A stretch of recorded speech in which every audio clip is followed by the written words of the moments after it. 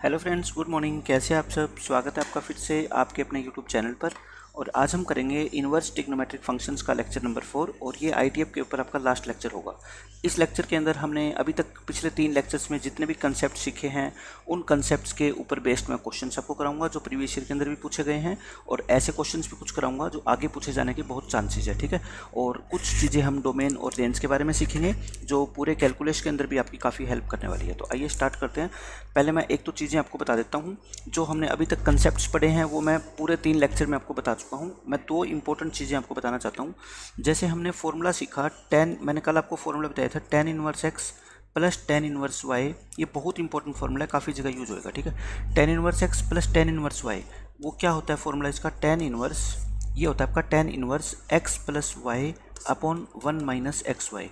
और एक फॉर्मूला आपका क्या होता है? tan inverse x minus tan inverse y।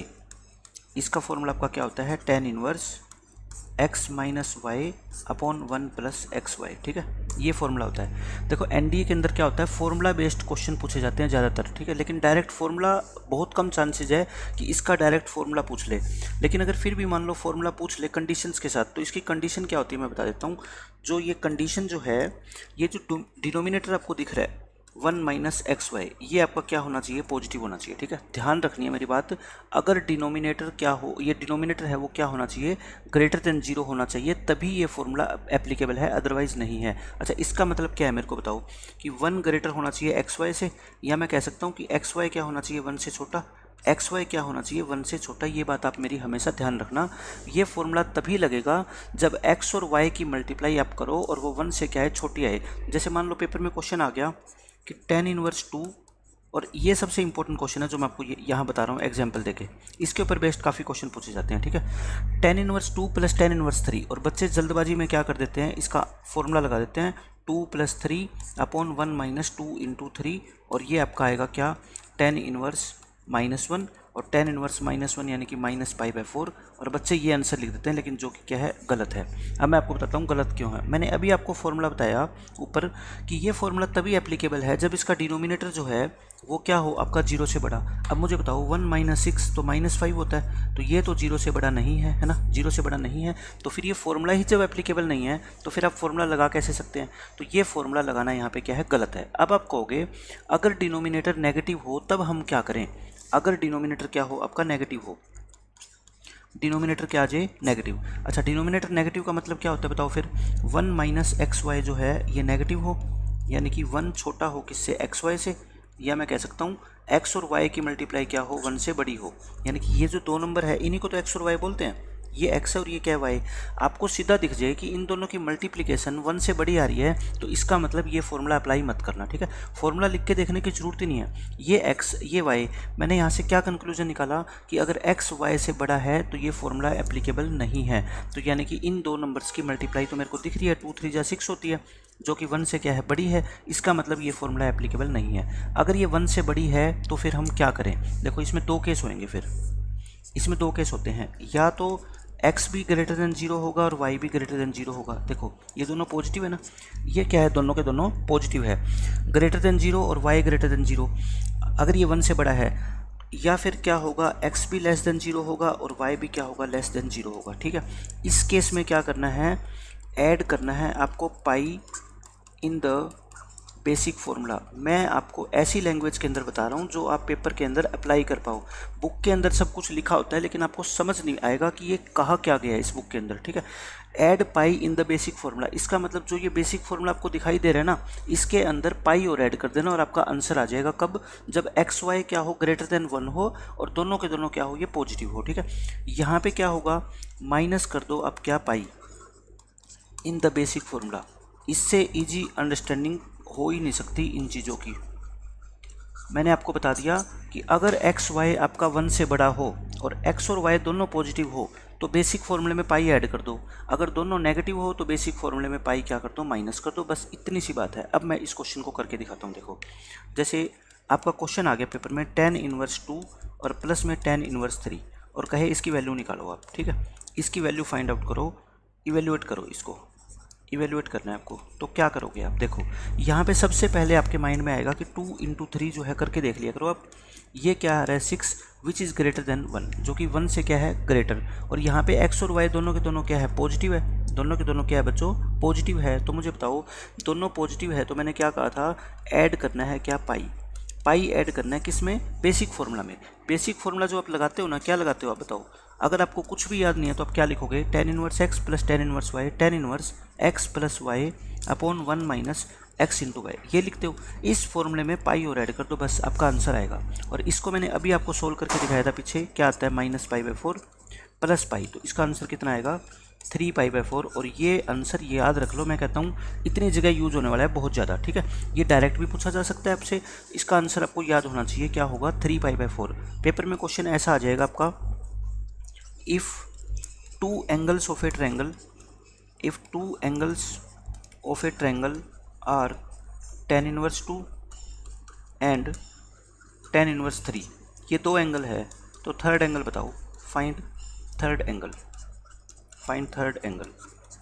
तो बताओ कैसे करोगे? 2 एंगल है कौन से, tan inverse 2 plus tan inverse 3, और तीसरा एंगल मैं मान लेता हूँ C है। तीनों का सम कितना होता है बताओ 180 होता है। अभी मैंने आपको ऊपर सोल्व करके दिखाया कि इन दोनों का सम तो हमेशा, मैंने कहा याद रख लो हमेशा यूज होने वाली है ये चीज़, कितना होता है 3π/4 होता है। देखो ये रहा 3π/4 प्लस C इक्वल टू कितना पाई, तो C कितना आएगा आपका पाई माइनस 3π/4 यानी कि π/4। तीसरा एंगल कितना आ जाएगा π/4।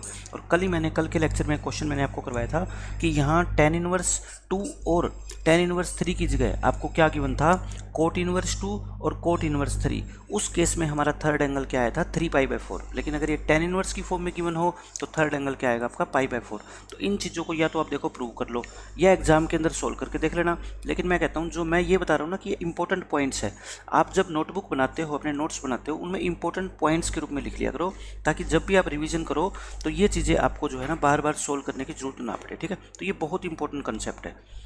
अब देखो मैं कुछ क्वेश्चन कराता हूँ इन कंसेप्ट्स के ऊपर बेस्ड।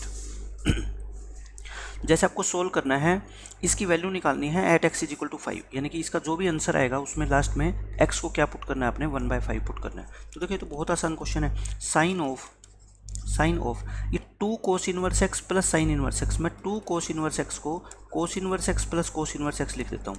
ऐसा मैं क्यों लिख रहा हूँ? क्योंकि मुझे फॉर्मूला पता है एक sign inverse x plus cos inverse x का। इसका फॉर्मूला क्या होता है आप कहोगे सर ये तो होता है π/2, तो यानी कि ये हो गया अपने पास π/2 प्लस में कोस इनवर्स x, ये हो गया। अब मुझे बताओ छोटी क्लासों में हम सीखते हैं कि साइन 90 प्लस थीटा क्या होता है, साइन 90 प्लस थीटा वो क्या होता है आपका बताओ कोस थीटा होता है। साइन 90 प्लस थीटा क्या होता है कोस थीटा। तो इसको मैं अगर थीटा बोल दूँ, इसको मैं क्या बोल रहा हूँ थीटा बोल रहा हूँ मैं, तो बताओ ये क्या बन गया आपका साइन 90 प्लस थीटा तो बन गया ये, और साइन 90 प्लस थीटा तो क्या होता है कोस थीटा। लेकिन आप कहोगे सर थीटा तो आपने किसको बोला था कोस इनवर्स x को, तो कोस से कोस इनवर्स कैंसिल, तो x आपका आंसर कितना आ गया x, और x की वैल्यू कितनी पुट करनी है आपको 1/5। तो यही इस क्वेश्चन का आंसर है। बिल्कुल बेसिक फॉर्मूला है, बस मैंने इसलिए ये क्वेश्चन डाले हैं ताकि फॉर्मूले भी आपकी रिवीजन हो जाए उनकी और आप उनको अप्लाई करना भी सीख जाओ। ये देखो इसमें आपको कहता है इसको इवेल्युएट करना है आपको साइन ऑफ कोसिकेंट इनवर्स। ये तो बहुत आसान क्वेश्चन है। साइन ऑफ कोसिकेंट इनवर्स को मैं साइन इनवर्स लिख दूं, मैंने कल बताया था आपको। तो एंगल क्या कर दो रेसिप्रोकल कर दो, साइन से साइन इनवर्स कैंसिल, आंसर कितना आ गया आपका 4/5 आंसर आ गया, ठीक है। लेकिन कई बार चीज़ों का ध्यान रखना है आपको, ये जो आंसर आएगा ये मुझे बता दो किसका आंसर आया है, ये साइन का आंसर आया है ना। साइन का एंगल कुछ भी हो आंसर हमेशा जो साइन की रेंज होती है, साइन थीटा की जो रेंज होती है वो कहाँ से कहाँ तक होती है बताओ -1 से 1 है ना, यानी कि 1 भी हो सकती है और 1 से छोटी। ये देखो क्या है आपका 1 से छोटा है ना, इसलिए ये पॉसिबल है। तो ध्यान रखना कई बार क्या है, मान लो पेपर में आपका ऐसा आ जाए question sign of cosecant inverse और 4/5 आ जाए, तो बताओ इसका आंसर क्या होगा। ये वैल्यू एग्जिस्ट ही नहीं करती। एग्जिस्ट क्यों नहीं करती? क्योंकि बताओ आप मेरे को एग्जिस्ट क्यों नहीं करती। अगर मैं कोसिकेंट को लिख दूँ साइन इनवर्स एंगल का रेसिप्रोकल कर दूँ, तो बताओ मेरे को ये वैल्यू कैसे पॉसिबल है। ये वैल्यू कभी पॉसिबल ही नहीं है, क्योंकि आप इसको मान लो थीटा मान लो, तो साइन थीटा यहाँ से कितना आ गया 5/4, लेकिन ये तो 1 से क्या है, बड़ा है। मुझे कोई थीटा की ऐसी वैल्यू तो आप बताओ जिससे कि साइन का आंसर कितना है 5/4। आप कहोगे ऐसी कोई वैल्यू एग्जिस्ट ही नहीं करती, तो इसका आंसर क्या आएगा आपका, डज नॉट एग्जिस्ट। तो ध्यान रखना इन छोटी छोटी बातों का। ये सिर्फ डिपेंड करता है कि आपको डोमेन और रेंज के बारे में कितनी बेसिक से नॉलेज है। जिसको पूरी नॉलेज है वो हर क्वेश्चन का आंसर 100% एक्यूरेट देगा। जिसको आधी अधूरी नॉलेज है वो सोचता रह जाएगा कि क्या करूं, कैसे करूं, है ना। तो इसलिए कोई भी चीज़ आप सीखते हो 100% सीखो, ताकि कंसेप्ट के अंदर आपकी कोई प्रॉब्लम ना हो, फिर क्वेश्चन आसानी से सोल्व होंगे। देखो जैसे ये क्वेश्चन मैंने पूछ लिया, find the set of all values, find the set of all values for this, यानी कि जितनी भी इसकी पॉसिबल वैल्यूज हो सकती है कोसिकेंट इनवर्स √3/2 की, उन सभी वैल्यू को बताओ आप मेरे को, ठीक है। तो आप कहोगे मैं पहले वैल्यू निकाल के देखता हूँ कि इसकी वैल्यू क्या आएगी। मैंने क्या मान लिया इसको, मैंने इसको मान लिया थीटा, मैंने इसको थीटा मान लिया। तो यहाँ से मेरे को बताओ कोसिकेंट थीटा कितना आ गया आपका, √3/2 आ गया। ये कितना आ गया आपका, √3/2। अच्छा कोसिकेंट थीटा को क्या मैं लिख सकता हूँ 1/sin थीटा।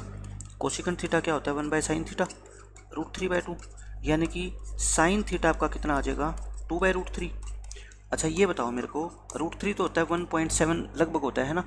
2 को जब आप 1.7 से डिवाइड करोगे, यानी कि एक वैल्यू न्यूमिनेटर है एक डिनोमिनेटर है, अगर डिनोमिनेटर छोटा होता है तो आंसर क्या आता है 1 से बड़ा आता है। ये क्या आएगा आपका 1 से बड़ा। कोई भी बच्चा बता देगा कि इसका आंसर 1 से बड़ा आएगा। साइन थीटा 1 से बड़ा कैसे हो सकता है, which is not possible, which is not possible, ये तो पॉसिबल ही नहीं है। इसका मतलब इट हैज़ नो सॉल्यूशन, इसका कोई भी सॉल्यूशन एग्जिस्ट ही नहीं करता, ठीक है। लेकिन मैं कहता हूँ एग्जाम में आपको इतना लिखने की जरूरत नहीं है। आपको ये पता है कि जो साइन थीटा की रेंज होती है, साइन थीटा की रेंज होती है वो किससे बिलोंग करता है, साइन थीटा -1 से 1। और कोसिकेंट थीटा क्या होता है, इसका रेसिप्रोकल होता है, मतलब वो -1 हो सकता है और 1 भी हो सकता है, लेकिन इसके बीच में नहीं हो सकता। मतलब वो क्या होगा, या तो आपका 1 या 1 से बड़ा होगा, और या फिर आपका -1 या -1 से छोटा होगा। ये तो आप ट्रिग्नोमेट्री में पढ़ ही चुके होंगे। रेंज क्या होती है ना, कोसिकेंट की रेंज क्या होती है बताओ, कोसिकेंट थीटा की रेंज क्या होती है, r -1 to 1 ये होती है। यानी कि रियल नंबर में से -1 और 1 के बीच की सारी वैल्यू घटा दो तो वो कोसिकेंट थीटा की रेंज आती है। लेकिन अब यहाँ पे देखो ये क्या है आपका √3/2, √3/2 तो क्या है 1 से छोटा, और मैंने कहा था कि ये 1 से छोटा तो हो ही नहीं सकता, या तो 1 से बड़ा होएगा या -1 से छोटा। तो यहाँ से देखते ही आप कह सकते थे कि इसका कोई सोल्यूशन नहीं है। लेकिन फिर भी कोसिकेंट से आपको चीज़ें समझ नहीं आती तो साइन से तो आसानी से आ जाएगी ना, तो कोसिकेंट को आप साइन में कन्वर्ट कर लिया करो, आपका आंसर आ जाएगा, ठीक है। इनको आपको इवेल्यूएट करना है, ये बहुत आसान क्वेश्चन है। बेसिक फॉर्मूला सिर्फ मैं रिवाइज करना चाहता हूँ, इसलिए मैंने आपको दिया ये। मेरे को ये बता दो बस, tan inverse A plus cot inverse A π/2 होता है क्या, क्योंकि ये A और A क्या होते हैं सेम अगर हो तो कुछ भी हो, ये अपने को कोई मतलब नहीं है। इसका आंसर क्या होता है π/2, और कोट π/2 सारे जानते हैं कितना होता है 0। क्यों होता है, क्योंकि कोट π/2 क्या होता है आपका cos π/2 divide by sine π/2। cos 90 0, sine 90 1, 0/1 कितना होता है 0। ये है सेकंड क्वेश्चन। देखो क्या कहता है सेकंड क्वेश्चन को, नेक्स्ट पेज पे करते हैं। सेकंड क्वेश्चन में आपका है कोस ऑफ, इसको इवेल्यूएट करना है आपको। देखो कोस ऑफ दिस, तो मुझे बताओ ये sine inverse 2/5 plus cos inverse 2/5 ये क्या होता है आपका π/2। तो आंसर क्या आ गया बताओ आपका इसका कोस, और अंदर क्या है π/2, और कोस π/2 तो हमें पता है क्या होता है 0। तो इसका आंसर भी क्या आ गया 0। दोनों का आंसर क्या है इनका 0 है, ठीक है। नेक्स्ट क्वेश्चन देखो, ये बहुत आसान क्वेश्चन है। आपको दे रखा है if cos inverse x minus sine inverse x is equal to 0, x निकालो। अपने को ये पता है कि cos inverse x minus sine inverse x तो क्वेश्चन में दे रखा है, और मैं इन दोनों को अगर प्लस करूँ कोस inverse x plus sign inverse x तो ये क्या होता है π/2 होता है ना। तो यहाँ से इन दोनों इक्वेशनों को आप ऐड कर दो, तो बताओ यहाँ से क्या आ गया आपका 2 कोस इनवर्स x, और इसको ऐड करोगे तो π/2, तो कोस इनवर्स x कितना आ गया आपका π/4। x क्या आ गया बताओ आपका cos π/4, और cos π/4 तो आप जानते हो कितना होता है 1/√2। x की वैल्यू निकालनी थी, कितना आ गया आंसर 1/√2। बिल्कुल आसान क्वेश्चन था। नेक्स्ट क्वेश्चन देखो, find the domain of the function. आपको मैं सिर्फ एक बात बताना चाहता हूँ इस क्वेश्चन के थ्रू कि ये 3 फंक्शन है, 1 2 3, कितने भी फंक्शन आ जाए, अगर आपको मान लो प्लस हो बीच में साइन या माइनस का हो तो डोमेन कैसे निकालते हैं बताओ। जैसे मान लो फंक्शन आपका f(x) है, h(x) plus g(x) plus px है ना, ये फंक्शन है। इन 3 फंक्शन का सम है। तो आप क्या करते हो f(x) का डोमेन निकालने के लिए आप इसका डोमेन निकालो, मान लो क्या है d1, इसका डोमेन निकालो, मान लो क्या है d2, इसका डोमेन निकालो, मान लो वो क्या है D3। तो बताओ मेरे को डोमेन ऑफ fx क्या होता है। डोमेन ऑफ fx कैलकुलस में आपने सीखा होगा कि D1 intersection D2 intersection D3, यानी कि इनमें जो भी कॉमन पॉइंट्स होंगे वही डोमेन होगा, ठीक है। यानी कि आप ऐसी कौन सी वैल्यू पुट कर सकते हो जो इसको सेटिस्फाई करे, जो इसको करे, इसको करे, तो कॉमन वैल्यू निकल के आएगी जो fx को सेटिस्फाई करेगी। यही क्या होता है डोमेन। तो बस अब इन तीनों का अलग अलग से डोमेन आपको पता है। इसका डोमेन बताओ क्या होता है, -1 से 1। इसका डोमेन भी क्या होता है, -1 से 1। और tan इनवर्स का डोमेन सब जानते हैं क्या होता है, रियल नंबर होता है। इन तीनों में कॉमन क्या है, मुझे बताओ इन दोनों में कॉमन क्या है। ये दोनों सेम है तो कॉमन क्या होगा, यही सेट होगा। अच्छा, इसमें और इसमें कॉमन क्या है, इसमें तो सारी की सारी रियल वैल्यू आ गई, तो इसमें और इसमें कॉमन क्या बनेगा आपका, -1 से 1। और यही आपका क्या है, डोमेन है। यही आपका डोमेन है, यही आपको फाइंड करना था। बस क्वेश्चन आसान था, बस डोमेन के बारे में आपको पता होना चाहिए कि डोमेन काम कैसे करता है। इसमें देखो इवेल्यूएट करना है आपको। फर्स्ट क्वेश्चन करते हैं हम, साइन ऑफ कोस इनवर्स -1/3। मैंने आपको हमेशा बता रखा है कि कभी भी मैथमेटिक्स में आप किसी भी चैप्टर में सोल्विंग करते हो तो वो अंदर से सोल्विंग करना स्टार्ट करते हैं हम, ठीक है। पहले तो मैं इस कोस इनवर्स के अंदर जो ये माइनस का साइन है ना, मैं इसका ट्रीटमेंट करना चाहता हूँ। कोस का माइनस बाहर आता है, लेकिन कैसे आता है, पाई माइनस कोस इनवर्स 1/3। मैंने बता रखा है आपको, ये बताया हुआ है, ठीक है। अच्छा, अब ये वही फॉर्म बन गई। साइन ऑफ पाई क्या होता है, देखो 180 माइनस थीटा। इसको मैं एक बार थीटा लिख देता हूँ, ठीक है। तो sine 180 minus theta, sine 180 minus theta सब जानते हैं क्या होता है, साइन थीटा। सब जानते हैं क्या होता है, साइन थीटा। यानी आपको साइन थीटा की वैल्यू निकालनी है और आपको कोस इनवर्स 1/3 इक्वल टू पता है कि ये क्या है, आपने लिखा है थीटा। तो मुझे यहाँ से बताओ ये क्या आ गया, आपका कोस थीटा आ गया। अब कोस थीटा अगर आपके पास है तो क्या आप साइन थीटा नहीं निकाल सकते, बिल्कुल आसानी से निकाल सकते हो। भाई कोस थीटा होता क्या बताओ मेरे को, बेस यानी कि 1, हाइपोटेनस ये, तो ये √8 आ जाएगा। तो साइन थीटा क्या आ गया बताओ, परपेंडिकुलर अपॉन में हाइपोटेनस यानी कि √8 अपॉन में 3 यानी कि 2√2 डिवाइड बाई 3। यही इस क्वेश्चन का आंसर है, ठीक है। एक कोस की वैल्यू आपको पता है और साइन की वैल्यू अगर आपको कोई निकालने को कहे तो ये तो बच्चों वाला खेल है, कोई भी निकाल देगा, ठीक है। अब देखो इसका सेकंड पार्ट भी सेम है। पहले हम अंदर से सोल्विंग करना स्टार्ट करते हैं ना। tan इनवर्स 1 क्या होता है, π/4, ये होता है π/4। तो बताओ मेरे को क्या हो गया, ये कोस ऑफ, इसको लिख दो π/4। अच्छा, अब बताओ मेरे को कोस π/4 कितना होता है, कोस π/4 कोस 45 डिग्री, सब बच्चे जानते हैं कोस 45 डिग्री कितना होता है, 1/√2 होता है, ठीक है। अब बस मेरे पास यही है कि मैं अगर इस कोट इनवर्स को साइन इनवर्स की फॉर्म में चेंज कर दूं तो मेरा आंसर आ जाएगा। तो कोट आपका क्या होता है बताओ, बेस अपॉन परपेंडिकुलर होता है, बेस अपॉन परपेंडिकुलर होता है, सब बच्चे जानते हैं। तो बताओ यहाँ से हाइपोटेनस कितना आ जाएगा, हाइपोटेनस आएगा आपका 1 + 2 यानी कि √3, ये आ गया। तो मैं अगर कोट इनवर्स को लिखूँ साइन इनवर्स होता है परपेंडिकुलर अपॉन हाइपोटेनस। परपेंडिकुलर कितना, √2, हाइपोटेनस कितना, √3। तो बताओ इसका आंसर कितना आ गया, √2/√3 यानी कि 2/3 का √, ठीक है, √2/√3। और ये क्या आएगा, हमेशा 1 से छोटा, क्योंकि देखो साइन की वैल्यू निकाल रहे हो ना, तो क्या आनी चाहिए आपकी, 1 से छोटी वैल्यू आनी चाहिए। और 2 इसका डिनोमिनेटर क्या है, बड़ा, तो डिनोमिनेटर बड़ा है तो इसका आंसर क्या आएगा, 1 से छोटा। और 1 से छोटी वैल्यू है उसका स्क्वायर रूट आप निकालोगे तो भी क्या आएगा, 1 से छोटा। तो इन चीज़ों का आपको ध्यान रखना होता है, सोचोगे ना तभी मैथमेटिक्स में कंसेप्ट आपके स्ट्रॉन्ग बनेंगे। देखो ये वही क्वेश्चन पूछ लिया जो मैंने आपको स्टार्टिंग में बताया था। ये क्वेश्चन क्या है, if 2 angles of a triangle are tan inverse 2 + tan inverse 3 find the third angle निकालना है। तो मुझे बताओ तीनों एंगल का जो सम होता है वो तो 180 होता है। tan inverse 2 + tan inverse 3 plus third angle मान लो c, इनका सम कितना होता है पाई। अच्छा, इन दोनों का सम मैंने प्रूव करके दिखाया आपको, कितना होता है 3π/4, ये 3π/4 होता है। तो c जो थर्ड एंगल है वो कितना बच गया, पाई माइनस 3π/4 यानी कि π/4। थर्ड एंगल आपका कितना बच गया, π/4। और ये इस क्वेश्चन का आंसर है। इसमें देखो 2 tan inverse x equal to होता है, सबको पता है कि 2 tan इनवर्स x इसके इक्वल होता है, ये फॉर्मूला है, ठीक है। लेकिन ये कब होता है, कंडीशन क्या है, मैं आपको बता देता हूँ। मैंने आपको अभी फॉर्मूला बताया था लेक्चर स्टार्ट करते ही कि tan inverse x plus tan inverse y, ये क्या होता है आपका tan inverse x plus y upon 1 - xy। लेकिन कब, जब इसका जो ये डिनोमिनेटर है वो क्या हो, ग्रेटर देन 0 हो, बस यही होता है। अच्छा, इस फॉर्मूले में और इस फॉर्मूले में बताओ क्या चेंज है। यहाँ पे आप y को भी x लिख दो, मैं कहता हूँ आप y को भी क्या लिख दो, x लिख दो, क्योंकि तभी तो 2 tan इनवर्स x बनेगा ना। जब आप क्या करोगे, y को भी x लिखोगे। तो मुझे बताओ यहाँ से y की जगह तो मैं कुछ भी रिप्लेस कर सकता हूँ ना, मैंने x ही कर दिया। तो बताओ क्या आएगा फिर, ये tan inverse x plus x upon में 1 माइनस एक्स स्क्वायर हो जाएगा। तो ये क्या आ गया आपका 2 tan inverse x is equal to tan inverse 2x upon 1 minus x square. देखो यही तो फॉर्मूला है, यही फॉर्मूला है सेम जो मैंने यहाँ से डिराइव किया, ठीक है। लेकिन मैंने कह रखा है ये फॉर्मूला तो कब एप्लीकेबल होता है, जब आप कहोगे सर डिनोमिनेटर क्या होना चाहिए 0 से बड़ा, यानी कि 1 बड़ा होना चाहिए एक्स स्क्वायर से, यानी एक्स स्क्वायर छोटा होना चाहिए 1 से, और दोनों तरफ हम क्या करते हैं पॉजिटिव स्क्वायर रूट लेते हैं। तो एक्स स्क्वायर का जो स्क्वायर रूट होता है वो कभी भी एक्स मत लिख देना, गलत हो जाएगा, ठीक है ना। क्या लिखते हैं मोड ऑफ एक्स लिखते हैं। मोड ऑफ एक्स क्या होना चाहिए आपका 1 से छोटा, तो मोड ऑफ एक्स 1 से छोटा, ये इस क्वेश्चन का आंसर है। या फिर आप इसको कैसे लिख सकते हो, एक्स की वैल्यू कहाँ से कहाँ तक होनी चाहिए आपकी -1 से 1 के बीच में होनी चाहिए। एक ही बात है, जिसने कैलकुलस पढ़ा है, रिलेशन फंक्शन के बारे में पढ़ा है, डोमेन रेंज के बारे में पढ़ा है, तो उनके लिए ये क्वेश्चन बिल्कुल आसान है। सिर्फ आपको कंडीशन किस पे लगानी है, डिनोमिनेटर पे।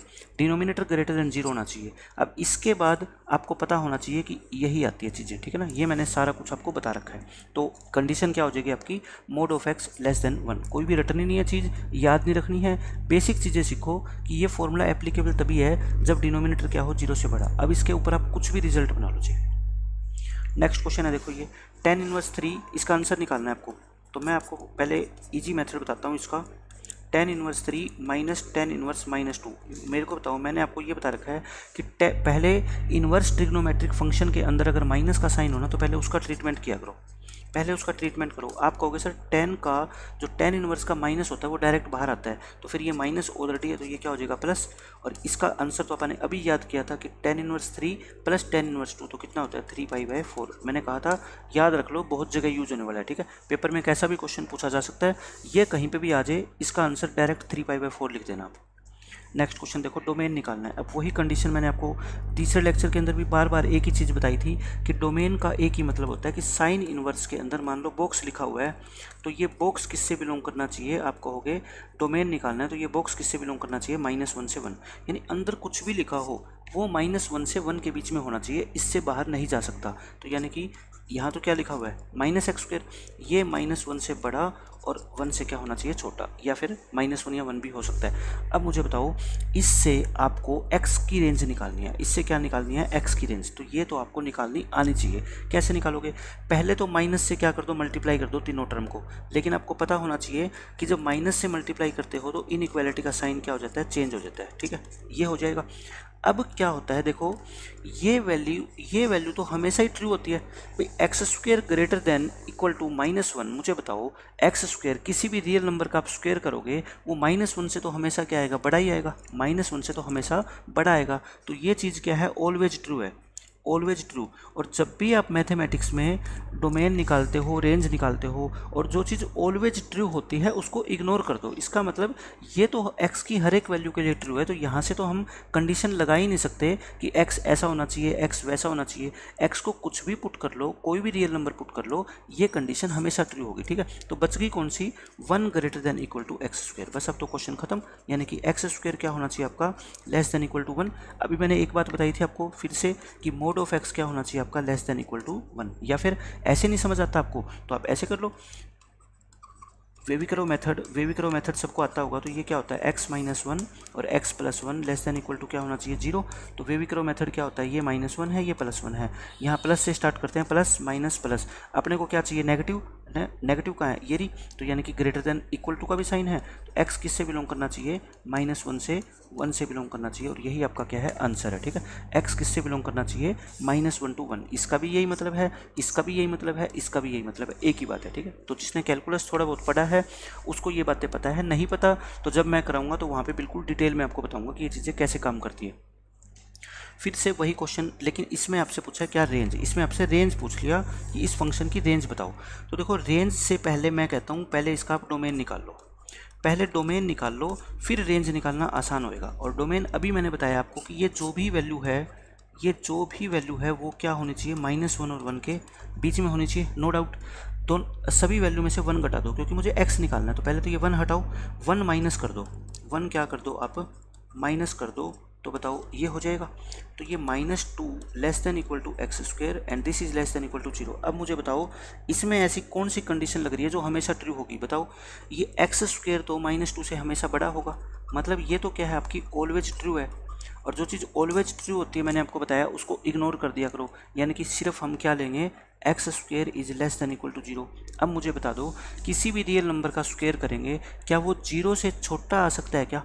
0 से छोटा नहीं आ सकता। तो क्या कंडीशन बच गई? सिर्फ यहाँ से एक्स स्क्वेयर क्या हो सकता है बस आपका 0। एक्स स्क्वेयर 0 का मतलब एक्स क्या होना चाहिए आपका 0, यानी कि इसका जो डोमेन अगर आपसे पूछ लिया जाता है क्वेश्चन में तो डोमेन के अंदर सिर्फ ए की वैल्यू है कौन सी? 0। मतलब ये एक सिंगलटन सेट है विच कंटेन्स ओनली 0, यानी एक्स को हम सिर्फ 0 पुट कर सकते हैं, इसके अलावा कुछ भी पुट कर ही नहीं सकते हम। ठीक है, डोमेन आ गया।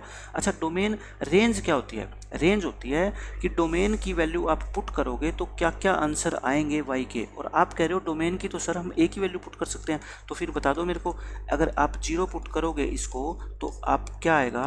साइन वाई की वैल्यू ये आएगी ना, यानी कि साइन इनवर्स 1, और साइन इनवर्स 1 को आप क्या लिख सकते हो? साइन पाई बाय 2 लिख सकते हो। तो साइन से साइन इनवर्स कैंसिल, तो आंसर कितना आ गया? Pi by 2।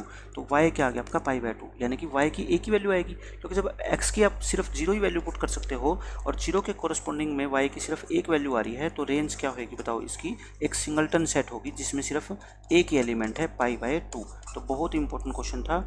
डोमेन भी मैंने बता दिया, रेंज भी मैंने बता दिया। ठीक है, इसी तरह से नेक्स्ट क्वेश्चन करते हैं। देखो, find the domain of f x equal to this. ये तो सिंपल है, प्लस माइनस का साइन हो, इसका डोमेन अलग निकालो।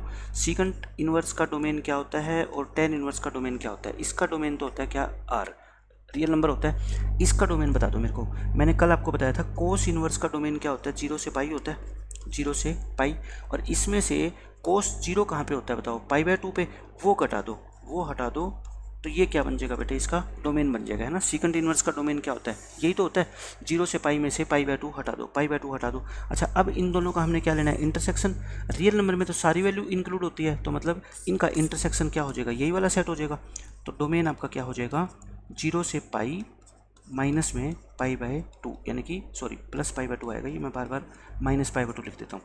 ये क्या आ जाएगा? आपका आंसर आएगा। ठीक है, तो इन्वर्स ट्रिग्नोमेट्रिक फंक्शन का टॉपिक आपका खत्म हो गया है। जितने भी एग्जाम में क्वेश्चन पूछे गए हैं आज तक वो इन्हीं कंसेप्ट पे बेस्ड है, और जितने पूछे जाएंगे एनडीए लेवल की मैं बात कर रहा हूँ, और जो भी टीचिंग एग्जाम होते हैं उनमें इससे हाई लेवल के क्वेश्चन नहीं पूछे जाते। इनको आप अच्छे से चारों लेक्चर्स को सुनो, और मैंने जो क्वेश्चन प्रैक्टिस करवाए हैं वो प्रैक्टिस करो, और फिर उसके अलावा आप जिस भी एग्ज़ाम की तैयारी कर रहे हो उससे रिलेटेड आपके पास जो भी बुक है, प्रैक्टिस बुक है या प्रीवियस ईयर पेपर की बुक है, आप उससे क्वेश्चन को सोल्व करो और आपकी तैयारी बहुत अच्छे से होगी। ठीक है, तो thanks for watching this video, see you in the next topic, till then bye bye, take care.